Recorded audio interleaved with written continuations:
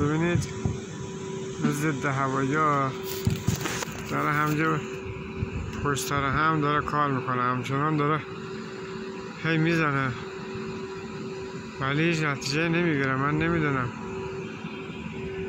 چرا، از یه جهت نیست، از چند جهت داره میزنه. دقیقا بالا سر خونه مایه تقریبا. ببینید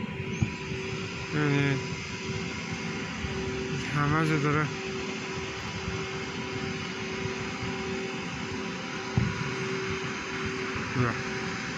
نگاه کنید.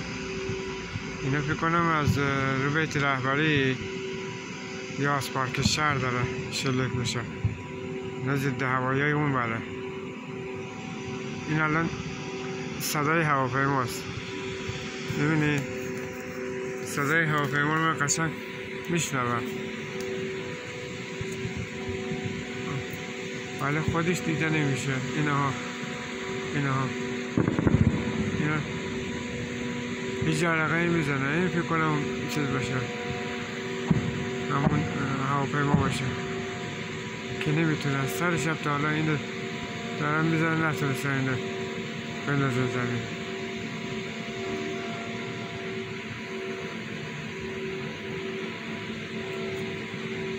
که دو بار من خودم هواپیمای قشنگ دیدم.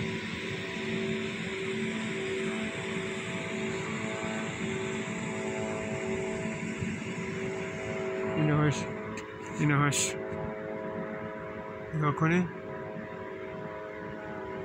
این هواپیما الان خیلی با ارتفاع بالا سر ما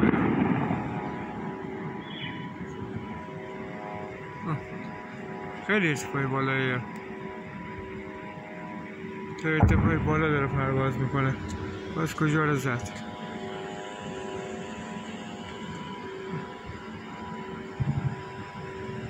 نمیدونم سیستم دفاعیشون چجوریه که از سر شب تا حالا میزنن یا هواپیما نتونستن بزنن.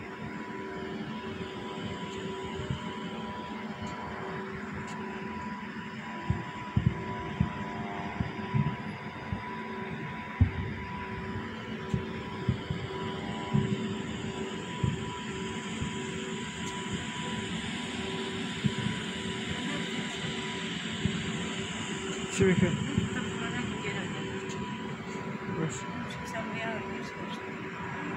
نه بابا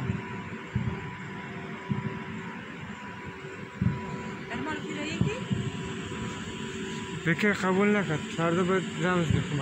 والا چند دونه آبربان رفت قبول نکرد. رمز باید بخون.